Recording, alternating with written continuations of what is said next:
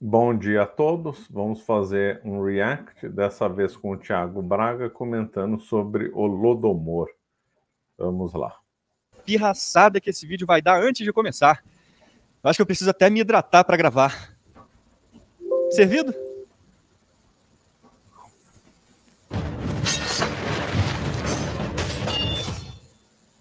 Oi, meu nome é Thiago Braga, sejam muito bem-vindos ao Brasão de Armas. Esse vídeo aqui vai ser de longe o mais importante da história desse canal. Até se eu falasse sobre o Holocausto não seria tão importante assim, porque ninguém nega o Holocausto, o terror nazista, a menos que seja um completo idiota. E é um tema tão necessário que eu dividi esse vídeo em duas partes, então não deixa de assistir a segunda parte depois, que é ainda mais fundamental que a primeira. Mas, infelizmente, com o advento da internet e dos comunistas de apartamento da Twitch, o Holodomor tem sido negado e a responsabilidade primária de Stalin e da política comunista assassina tem sido minimizada e até justificada. É porque sabe o que eles dizem que aconteceu lá na Ucrânia entre 1931 e 1933?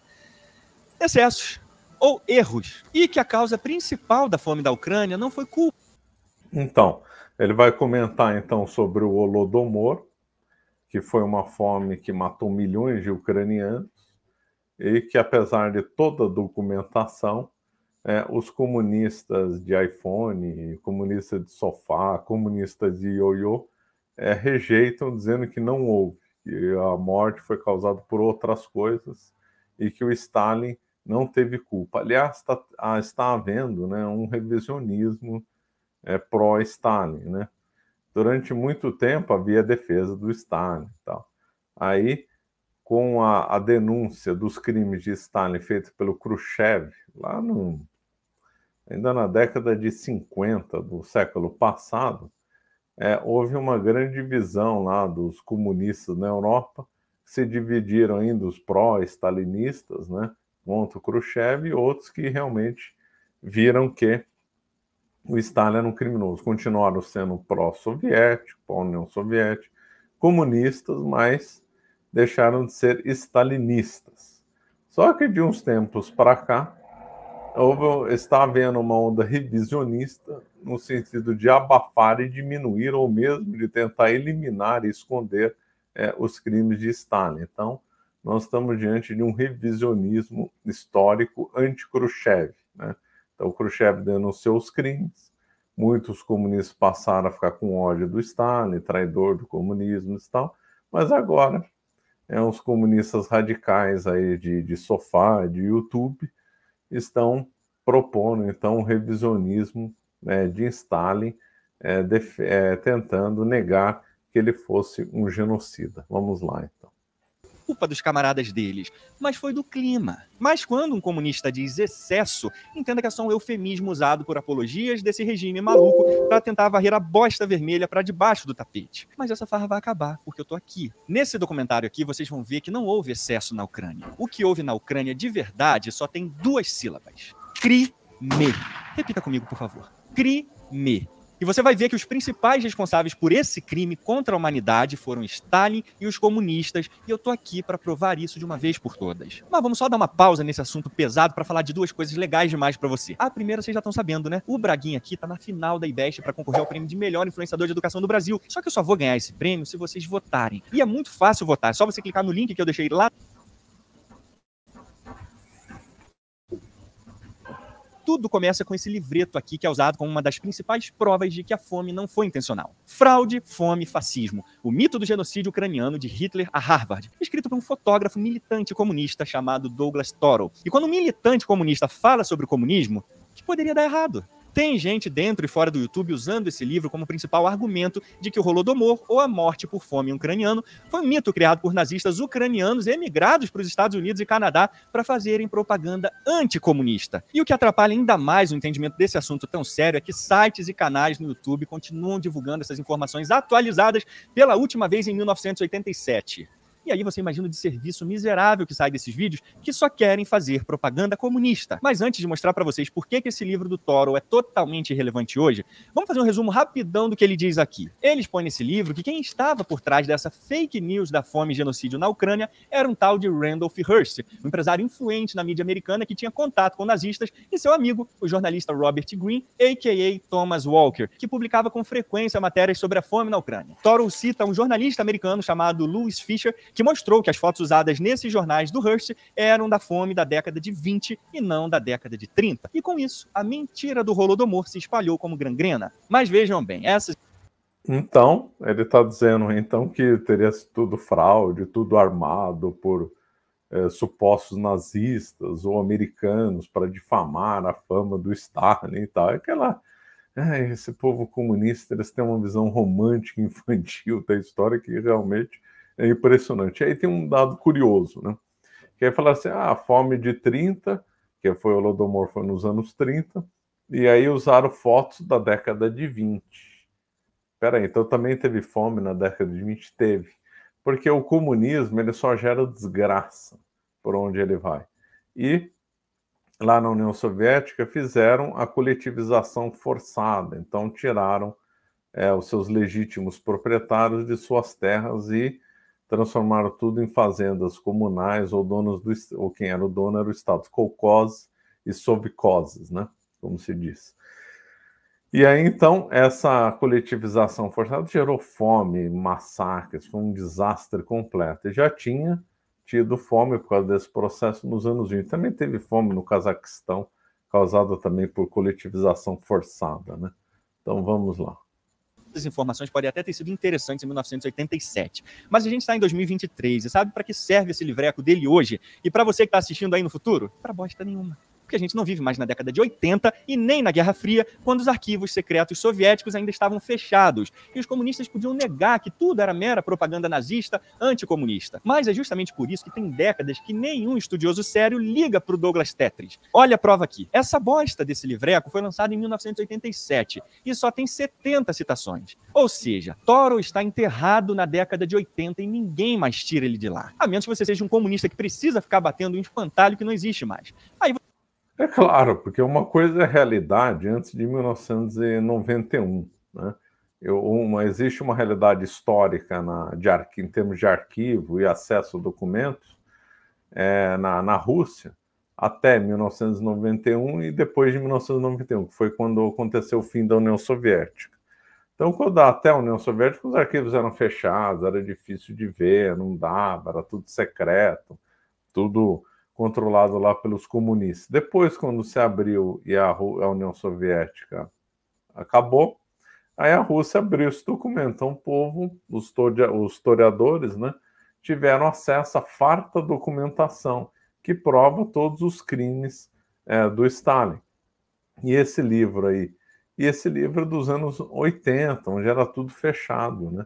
Por isso que ele comentou nesses termos. Você vai ficar evocando Douglas Toro igual carta de Yu-Gi-Oh! Eu vou mostrar para vocês em detalhes aqui que desde o início dos anos 90, os arquivos comunistas já provaram que o governo soviético foi sim criminoso com os ucranianos e que o principal fator que levou àquela tragédia na Ucrânia foi o governo comunista. E esses estudos levam muitos pesquisadores sérios a concluírem que houve uma fome manipulada e intencional, e até um genocídio ali. Então é a mais completa bizarrice hoje ainda usar o Douglas Toro para mostrar que nos anos 30, supostos nazistas ucranianos estavam divulgando fake news no Ocidente sobre a fome na Ucrânia, se toda uma historiografia dos últimos 30 anos prova justamente com documentos oficiais, fotos e testemunhos que o crime comunista realmente aconteceu. É um raciocínio meio maluco mesmo, como mentiram lá nos anos 30, tudo o que disserem sobre o assunto hoje é mentira, porque antes era mentira, mesmo hoje sendo provado academicamente que é verdade. Idiotas! Então pegar Douglas Toro, um fotógrafo comunista, como a principal fonte de estudo para negar o Holodomor dá uma cadeia, principalmente com tantos estudos novos e atualizados. É porque basicamente o Douglas Toro só teve um ponto relevante nesse livreco dele. Mostrar que algumas das fotos que estavam sendo usadas ali naquelas matérias não eram da fome de 30, mas da fome de 20.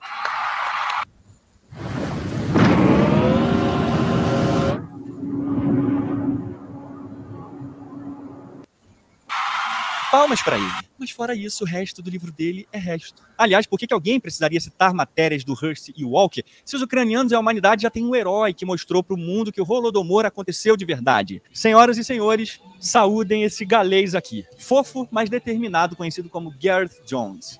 ele fez 3 viagens pessoalmente à União Soviética entre 1932 e 1933, principalmente na Ucrânia, fazendo o primeiro estudo de história social sobre o Holodomor, coletando testemunhos, analisando documentos, tirando fotos.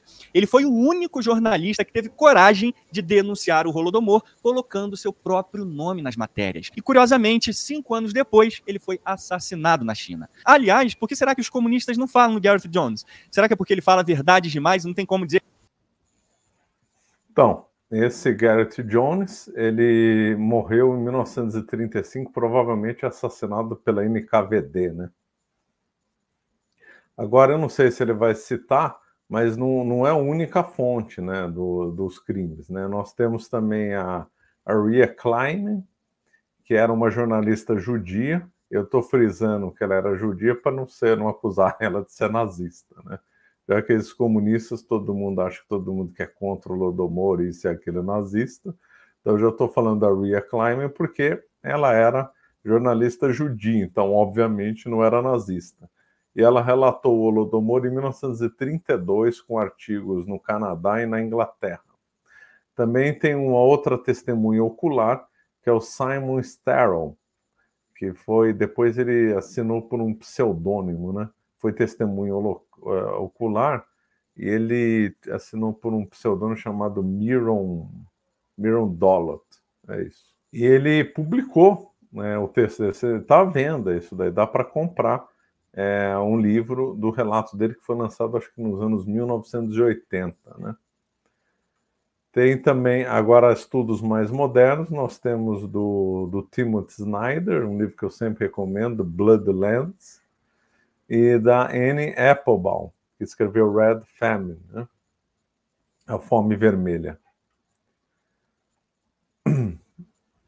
Também temos o Alan Blum, que viveu e morreu na União Soviética, e ele comentou sobre o censo de 1937, que mostrou uma população menor do que o esperado. E aí provou uma manipulação dos números, ou seja, que teve um massacre lá na Ucrânia, né? E também teve um relato dos italianos, também diplomatas italianos, que também fizeram aí um relato, né? Então, nós temos aí várias fontes comentando sobre o Holodomor. É verdade que a mais importante é a do Gareth Jones. Lembrando que a pessoa, para ter acesso a toda a bibliografia, a maioria dos títulos estão em inglês, né? Então, a pessoa que ainda não sabe inglês está perdendo tempo. Não perca mais tempo, faça o curso de inglês do Jonas Bressan. Clique no link que está abaixo e faça logo a sua inscrição no curso B-Way do Jonas Bressan. Não perca mais tempo. O inglês é fundamental para ter acesso às melhores fontes, para viagem, para o trabalho. Então, não perca mais tempo, faça o curso B-Way do Jonas Bressan. Bom, vamos lá. Que ele era nazista? Nem o Dogão da comunada que curte amar os outros de nazista falou nada sobre Gareth Jones. Esse cara deve ser considerado um herói, porque ele é uma das principais fontes primárias e um dos primeiros a documentar o Holodomor com a sua experiência jornalística. A gente pode até dizer que ele foi a única voz dos ucranianos que estavam calados naquele cerco comunista insuportável. E aqui nós vemos o legado dele, as lendárias matérias publicadas no Western Mail e South Wales News em 1933. Aqui a gente pode até ver uma das matérias com o título Rússia morrendo de fome e o subtítulo Fome mortífera testemunhada pelo ex-conselheiro do primeiro-ministro Lloyd George. E aqui ele cita relatos de camponeses que se tornaram mendigos e a situação desesperadora do campo. E aqui nesse outro artigo ele tem um título ainda mais agressivo, Fome domina a Rússia. E no subtítulo ele diz que o plano quinquenal de Stalin matou o suprimento de pão. Agora repara mais abaixo aqui no jornal que diz que ele viajou a pé pela União Soviética e que fala russo fluentemente. E aqui ele conta a terrível história que os camponeses o contaram. E no final do artigo ele mostra uma foto de crianças mendigas em Moscou, enviadas pelos pais camponeses para mendigar na cidade. E eu tenho 2 super recomendações para fazer para vocês aqui, ó. A primeira é esse livro aqui, ó, traduzido em português com os principais artigos. Lembrando que muitas dessas crianças, né, que eram pedintes lá em Moscou, o Stalin mandou matar. O Stalin fez uma limpa em Moscou, né, para dizer que o comunismo era perfeito a olhos dos diplomatas e viajantes. Então, se o comunismo era perfeito, não podia ter pedintes pobres circulando nas ruas de Moscou. Então, muita gente, não estou dizendo que todos, mas muita gente ele mandou para o Gulag ou mesmo mandou matar. Sabe-se de relato que crianças foram simplesmente mortas nas ruas de Moscou por uma operação limpeza, né? E outros foram enviados para o Gulag. Então, quem mendigasse e passasse fome em Moscou corria o risco de morrer ou ser enviado para o Gulag, né? Escritos pelo Gareth Jones, inclusive suas notas pessoais, seus esboços das matérias que ele usou para escrever seus jornais, entrevistas, um livro necessário para a gente conseguir compreender, pela visão dos camponeses, o que aconteceu de fato na Ucrânia. E a segunda recomendação é esse seriado aqui da Netflix, chamado A Sombra de Stalin, que mostra os horrores da viagem do Gareth pela Ucrânia e o desespero humano vivenciado pelos camponeses ali. Então conheçam e louvem o legado deste homem que derrotou sozinho as mentiras da União Soviética. Se você queria colocar o porta-retrato de um herói na sua cabeceira da cama, senhoras e senhores, conheçam Gareth Jones. Então agora que eu mostrei para vocês um jornalista de verdade, que documentou o Holodomor de verdade, infelizmente vamos ter que voltar lá para aquela porcaria do Toro e começar a desconstruir as narrativas comunistas, porque eles continuam insistindo nesse espantalho dele que quase ninguém mais sabe que existe. Então, os cultistas de Stalin costumam usar esse trecho aqui para mostrar a influência nazista nas mentiras faladas contra os podres soviéticos. Olha aqui na página 23, ó. É esse livro aqui.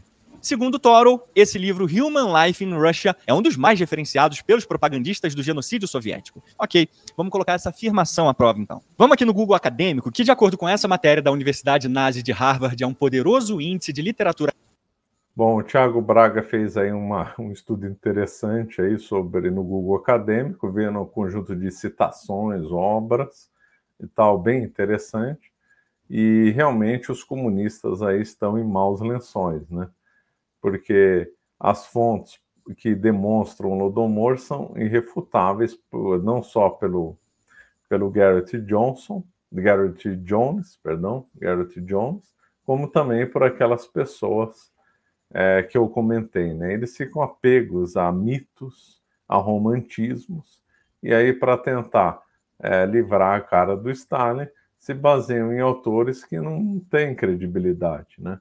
Se baseiam em fontes, baseiam em coisas que já foram desmentidas.